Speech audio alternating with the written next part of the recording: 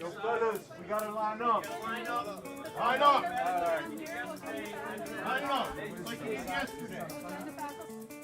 Imprisonment must be accompanied with an effort to give people a second chance.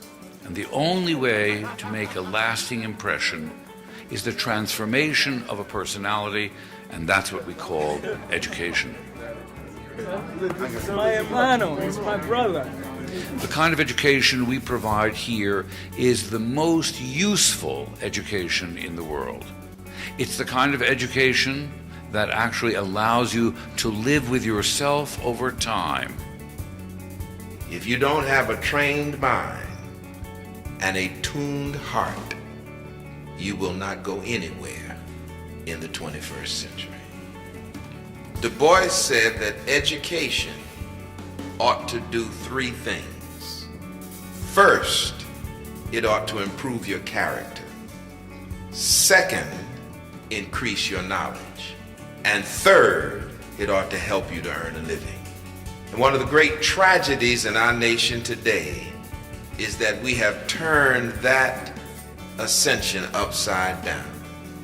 And we have put building character on the bottom, earning a living on the top. And is there any wonder why we are faced with some of the major challenges that we face in America today? I come into class to tell Professor Shields that I was dropping the class. I stayed for the rest of the night, and she went on to teach the class as she normally would have. She'd go from the blackboard to her desk, jot something down, and then go back to teaching linear equations and quadratics and synthetic division. At the class break, she brings over the sheet of paper that she'd been writing on. And what she'd been doing, even as she's teaching the rest of the class, she's coming up with a list of options on how I might survive the class. And then she asks me for 10 more classes. She asks me to give her 10 more classes to see if she can find new ways of teaching the material and see how I felt about it then. I know that a popular and heated contention against what we are accomplishing here today is that this is a free education for us. But we understand that no, this isn't a free education. We have to work harder not only for who we are and what we've done, but also for the future of those who won't have the opportunities that we have. And that does include victims. That responsibility is neither cheap nor free. I'm gonna ask you to imagine yourself in a cell. You hear your neighbor's conversation. Well, I wrote my project most of the time in my cell, having nowhere to go. But the best strategy for me became to remain awake when everyone else went to sleep. When do you sleep? When you collapse.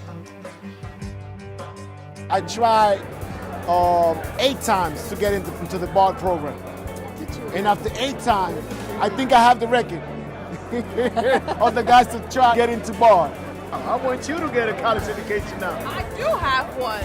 Just gotta continue. I don't know if I'm getting emotional in my old age, but I got very emotional with the speeches. We're sitting there like, what's going on? What's wrong with me? But I guess I'm living through them in a way. You know, it's up there saying much of the same stuff that I probably would have said had I had the chance to speak. I'm doing this to become better, to improve myself. I came to prison when I was 16, so now I'm 27 years old. That was real. Now I'm an adult. Now it's responsibility. I'm getting married. You know. Can you introduce your wife? This is my fiance, Bree Morris. Love of my life. She's the highlight.